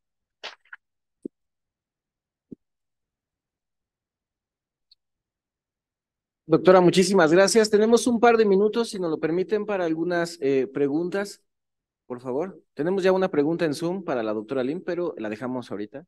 Vamos a resolverlas aquí. Muchas gracias. Felicitaciones por las ponencias muy interesantes. Hemos aprendido mucho sobre este tema de medicina veterinaria forense, pero quiero hacerle una pregunta. Casi todas las ponencias que vimos ahorita iban muy orientadas hacia el maltrato animal, o sea, que el humano maltrata al animal. ¿Cómo se vería la situación desde el punto de vista del maltrato del animal hacia el hombre? O sea, es un poquito distinta la visión, pensando sobre todo en, por ejemplo, cierto tipo de animales que se van criando con propósitos muy particulares, pensando, por ejemplo, en los pitbulls y cosas de ese tipo. Desde el punto de vista de la medicina veterinaria forense, ¿cómo se ve esta situación? Porque podemos pensar, bueno, pues el culpable es el animal, pero ¿realmente es el animal? ¿O el que creó la raza? ¿O el dueño? ¿Cómo está esta situación? Gracias. Ok. Ah, ah, sí, ok, muy bien. Miren, en este caso sí, la plática se enfocó más a la parte de maltrato animal.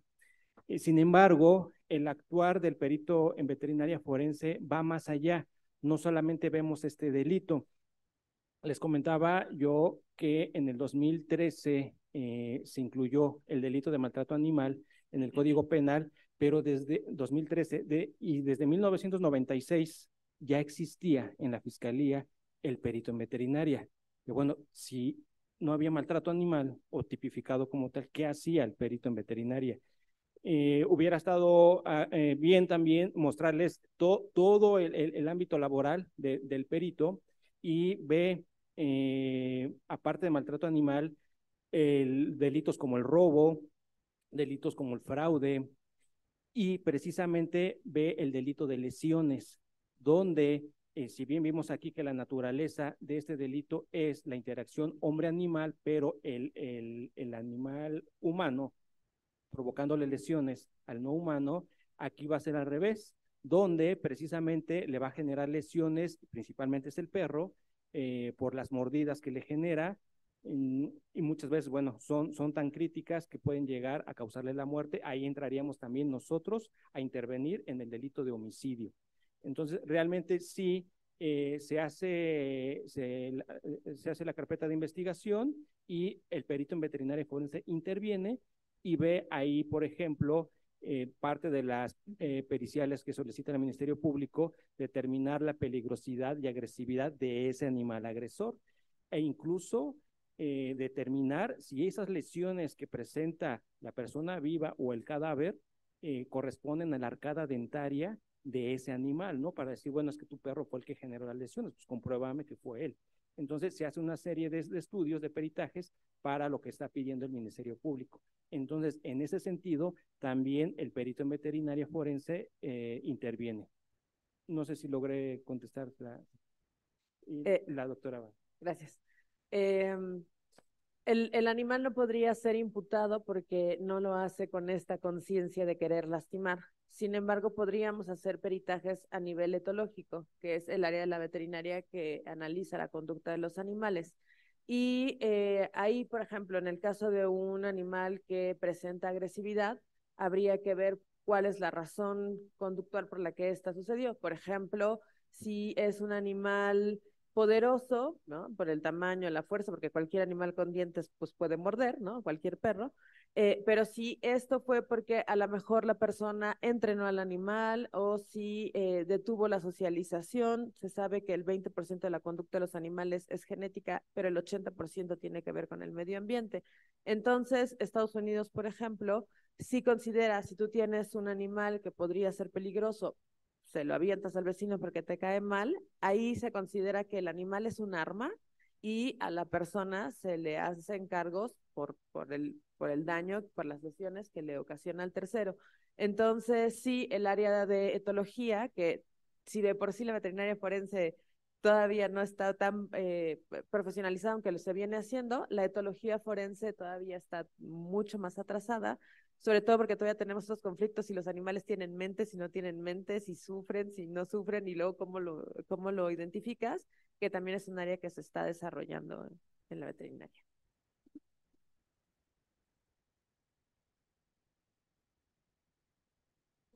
Hola, buenas tardes.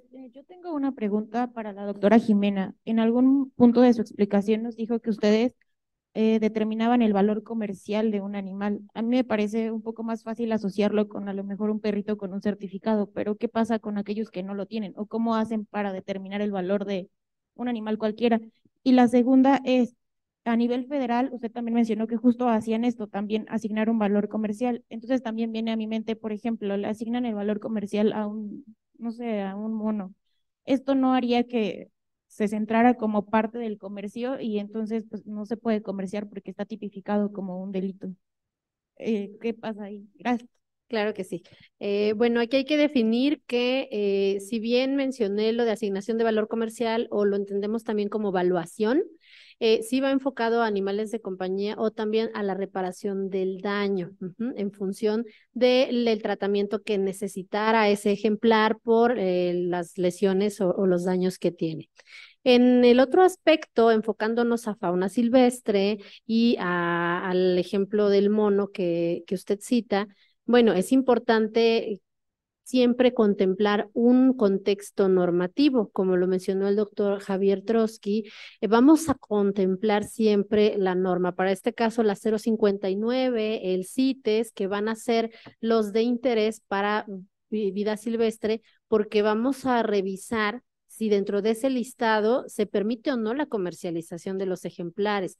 Para aquellos que está prohibida su venta o que se encuentran en algún nivel de protección, de acuerdo justo a esta normatividad, definitivamente no se les podrá asignar jamás un valor comercial. ¿De acuerdo? Entonces, muchas veces eso es lo que nosotros respondemos a la autoridad. Y si bien sabemos que existe un mercado negro o una forma de conseguir por redes sociales algunos ejemplares que están prohibidos, bueno, esto se sale de la ley y nosotros mediante el trabajo pericial vamos a determinar que no existe un precio para comercializar esos ejemplares, motivo por el cual, bueno, pues ya la autoridad puede integrar esa información para sustentar que está prohibido, ¿de acuerdo? Hola, mi nombre es Daniela, soy estudiante de la carrera en Criminología y Criminalística de sexto cuatrimestre. Vengo de la Academia Internacional de Formación en Ciencias Forenses. Tengo una pregunta, no sé cuál de todos los ponentes me la puede responder, lo veo más por el lado criminológico. Tengo entendido que una persona que mata o maltrata animales tiene un trastorno de personalidad antisocial, pero me gustaría también saber de qué otros contextos depende o puede depender que una persona mate o maltrate animales, más aparte del trastorno de personalidad antisocial, perdón.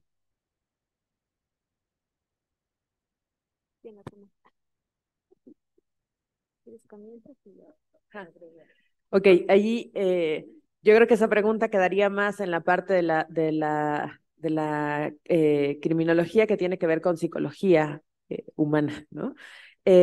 Yo algún día espero terminar la carrera de psicología, voy a la mitad de la carrera y creo que esa es una de las preguntas más importantes que normalmente la gente se hace, ¿no? ¿Por qué una persona maltrata a un animal? Y lo vemos en el caso del señor que aventó el perro al caso. ¿Por qué lo hizo, no? O sea, él ya puso su statement de voy a venirte a cobrar o no sé qué, no tenía ninguna razón por aventar al perro. Entonces, sin ser psicóloga y poder dar una respuesta específica de por qué la gente hace cosas, como les mencionaba, muchas veces tiene que ver, pues obviamente sí hay un trastorno que hay con personas que tienen el cerebro conectado de manera distinta y que a lo mejor desde pequeños tienen estos trastornos de personalidad, pero muchos tienen que ver con la normalización de la violencia.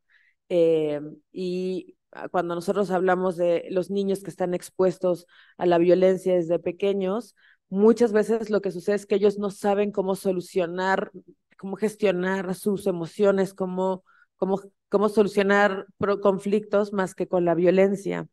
otras veces tiene que ver con esta acción de poder, ¿no? De yo tengo falta de control en mi entorno, puedo controlar a este ser que es más débil, niño, mujer, perro, y entonces agredirlo, ¿no? Así que creo que la respuesta iría más relacionada al tema psicológico, pero independientemente de por qué, creo que, como decía la doctora, tenemos que trabajar, Arbizu, en el prevenir, ¿no? ¿Cómo hacemos para tener sociedades mucho más pacíficas, mucho menos violentas, en donde no se vea normal patear al perro cuando vas caminando por la calle? Y eso implica quitar conductas violentas que tenemos normalizadas como parte de la cultura mexicana, que tenemos bastantes actos que hacemos violentos y que los vemos normales. Para complementar brevemente la respuesta, la realidad es que mientras se viva en un círculo de violencia, se normaliza y se aprende a vivir así. Muchas veces menores de edad han tenido que aprender a sobrevivir en núcleos familiares de violencia. Por ahí hay un libro que generalmente cito, es el de Un sicario en cada hijo te dio. Si tienen oportunidad de leerlo, vienen 9 semblanzas de menores de edad que tuvieron que sobrevivir en climas totalmente adversos. Y bueno, es parte de un reflejo de lo que se vive en este país. Punto y aparte, es importante también hablar en la educación, el tema de reeducar. Creo que es muy importante. Si no sembramos valores, si no estamos creciendo con esos valores y hay familias desunidas, deshechas, en cómo va a crecer ese pequeño o ese individuo, ¿no? Entonces viene esa otra parte que se requiere atender mediante la educación, y todos los que estamos aquí presentes creo que somos interesados en este objetivo y podríamos ser capaces también de hacer esa invitación a concientizar en la sociedad y a que se siembre esa semillita, ¿no? Generalmente es en menores de edad que se siembra la semillita, pero también se puede reeducar a la población adulta. El punto de intencionalidad que va de la mano de la criminología, creo que sería muy bueno invitar a que se trabaje de manera interdisciplinaria desde diferentes perspectivas, con diferentes especialidades periciales, y que para casos de maltrato siempre se incluya un psicólogo criminal o un criminólogo para que puedan determinar intencionalidad, porque a veces nos solicitan para peritajes veterinarios si hubo o no intención. Entonces, eso queda fuera de nuestro campo. Gracias. Así ya. Hace años hubo un caso de una niña, me parece en Tláhuac o Milpalta, que se argumentaba que que la habían matado los perros, una jauría de perros que pues no era de nadie. No recuerdo qué se determinó, creo yo que no, pero no, la verdad no recuerdo cuál fue la decisión final. Pero en estos casos, estas jaurías, ¿qué ocurre con ellas? O sea, porque evidentemente no se pueden juzgar, pero ¿qué ocurre como parte del sistema judicial, ¿no? O sea, hubo un homicidio, en este caso de una niña, que se cree que fueron los perros las que lo mataron, y se dejan estos animales libres. ¿Qué ocurre con ellos?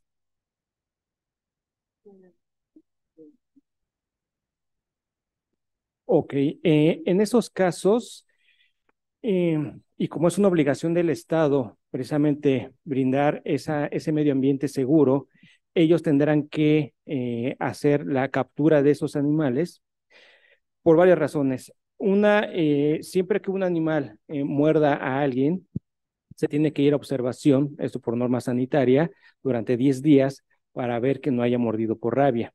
Se va a ir a observación y se va a determinar si la acción que él realizó fue por haber adquirido el virus o por alguna otra situación. En este caso en particular, que fue probablemente una jauría que haya entrado a lo mejor a su territorio y por defenderlo agredieron a la menor, en el caso que haya sido así, de todas formas, el Centro de Atención Canina tiene que ir por ellos a petición, tal vez en este caso, como ya fue algo legal, por el Ministerio Público para que los asegurara y se fueran igual a las instalaciones de este Centro de Control Canino. Y de ahí se empieza, lo que comentaba la doctora Claudia Edwards, a hacer un estudio etológico para determinar precisamente cuál fue la razón por la que, o probable razón por la que mordieron. Si era un lugar donde ellos habitaban, estaban defendiendo el territorio. Si había crías ahí, estaban defendiendo las crías. Si había alimento, a lo mejor era para resguardar el alimento. Recordemos que en ya animales ferales, que son de los animales domésticos que pasaron nuevamente a adoptar esa conducta primitiva, se conoce como animales ferales, y en el caso de los perros van a estar jerarquizados, así es como se van a organizar ellos y va a haber un alfa. También el alfa, si es el que da la indicación o la orden, o es el primero y que normalmente es él quien hace la primera agresión, todo el resto, 5, 10, 15 perros que sean, van a ir, hasta el más sumiso, va a ir a hacer la agresión.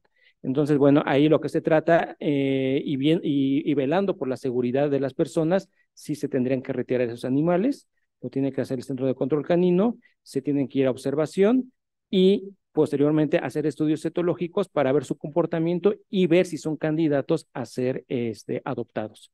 Hay animales que realmente por su corpulencia, por la agresividad y que no es a lo mejor ni con terapia pudiera ser adaptable para que se ingrese a una familia, porque la pondremos en riesgo, tal vez ahí en esos casos se tendría que eutanasiar al animal, ¿no? Porque no es sano ni para él vivir 1 año, 2 años, 5 años en las jaulas de los centros de control canino son muy pequeños, entonces tampoco es humano tenerlo ahí.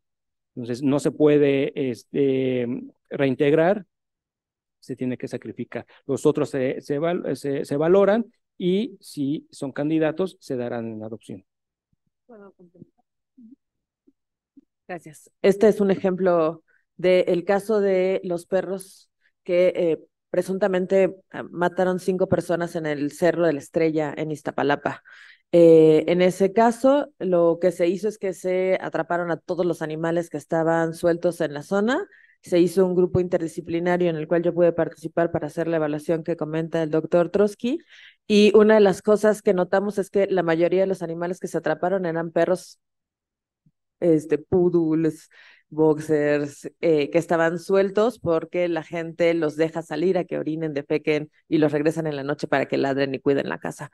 En ese caso en específico, sí se identificaron algunos animales que podrían ser ferales y específicamente en ese caso, esos animales se fueron a un albergue que está en Cuautla, Morelos, y que se iban a mantener ahí. Una de las cosas que es muy importante, que tiene que ver con la responsabilidad social, es que muchos de esos animales sí son animales ferales que ya nacieron en la calle sin contacto en humano, que forman jaurías y que tienen que buscar la manera de proveer ese alimento, pero también es importante que sepamos que hay una responsabilidad de nosotros de no estar cruzando los animales, de no dejarlos salir, perros o gatos, de esterilizar, que también es importante concientizar a la población. Bien, muchísimas gracias. El tiempo nos apremia. Voy a leer la pregunta que nos hicieron desde el inicio en el Zoom y es para la doctora Lynn. Dice, ¿cuál sería el actuar de los ciudadanos legalmente ante los animales comunitarios? O sea, los perros de la calle que todos alimentan y que, sin embargo, ellos también afectan al medio ambiente, destrozando bolsas de basura, haciendo sus nidos, rascando pasto, tierra, etcétera. Si quieres. Bueno, en cuanto al caso de los animales comunitarios, creo que hemos tenido muchas experiencias con la doctora Edwards. Vamos a comenzar con ella y ya yo cierro la intervención porque sí, es tu tema. Perdón. Los animales comunitarios en nuestro país se han matado, lo que se ha hecho es, la política es matar todo lo que se mueve y hemos visto que eso no es una solución porque la tasa de reproducción y de cómo llegan más animales a situación de calle es mucho más alta que la cantidad de animales que podemos matar, además de que no es ético y no es humanitario. La OMSA y muchas otras instituciones lo que determinan es que se tiene que hacer un trabajo de control ético y esto implica no nada más, no implica matar a los animales, sino generalmente es atraparlos, esterilizarlos, soltarlos, pero debería de ir dentro de un marco. Por ejemplo, Colombia es un muy buen ejemplo. En Medellín la gente se hace responsable de estos animales comunitarios porque muchos pues no se adaptan a vivir dentro de la casa, entonces lo que se hace es que las personas se registran como tutores, 3 o 4, los animales se atrapan, se esterilizan, se chipean, todo eso va a cargo del gobierno y las personas tienen planes de manejo para estos animales en los que se alimentan, se vacunan, se revisan, que tienen prácticas de buena alimentación. Pero junto con eso hay que fortalecer la legislación para castigar el abandono. También tenemos que tener una legislación mucho más fuerte para la venta de los animales. La Ciudad de México, por ejemplo, dice que los animales se tienen que vender esterilizados más de 4 meses, de más de 4 meses de edad, lo cual no tenemos un reglamento, no lo podemos aplicar. Entonces, creo que nos llevaría una ponencia completa hacer esta respuesta, pero lo importante, creo yo, es no satanizar a los animales, sino tratar de trabajar en el marco jurídico que nos permita tener un control ético de las poblaciones. Y bueno, para cerrar, porque justo la doctora Edwards pues tiene esta experiencia que vivió directamente, lo ha visto justo en Colombia. La pregunta es, ¿qué deberíamos hacer? Como no tenemos en México todavía ese protocolo y la intención es llegar a poder formar algo así o conformarlo, como la propuesta también de los albergues para los animales de compañía en el ejemplo que citaba la doctora Edwards de las mujeres violentadas, creo que son puntos que tenemos pendientes por trabajar y es la invitación que tenemos para proponer y para sumarnos a realizar estas sinergias. Entonces, realmente en México lo que se ha llegado a hacer o la propuesta es, pues entre algunos vecinos, porque como sociedad pues somos responsables de estos ejemplares, como sociedad la invitación es, vamos a hacernos cargo de ese animal comunitario. ¿Por qué? Pues porque simplemente en la Constitución de la Ciudad de México ya está establecido. En las demás quizás no, pero la idea es replicar lo que se ha estado proponiendo y que va en pro del beneficio de la sociedad y de esa salud global que ya mencionó la doctora Arbizu, porque es una salud para todos nosotros también. Entonces la propuesta sería esa, trabajemos en conjunto, vecinos coordinados, nos volvemos responsables, mejoramos la vida del ejemplar, pero también la nuestra, porque está implícita la salud pública. ¿De acuerdo? Muchas gracias. Muchísimas gracias. Pues con esto cerramos, agradecemos a la Escuela Nacional de Ciencias Forenses, a la doctora Zoraida, a todo su equipo por la invitación, agradecemos a todo el panelista y a todos ustedes por habernos brindado estas 2 horas de su tiempo, bueno, un poquito más, técnicamente, y esperemos que estos temas se puedan seguir trabajando y seguir generando este nivel de inclusión entre todas las áreas, ciencias y disciplinas de la humanidad. Muchísimas gracias y que tengan una muy buena tarde. Hasta luego.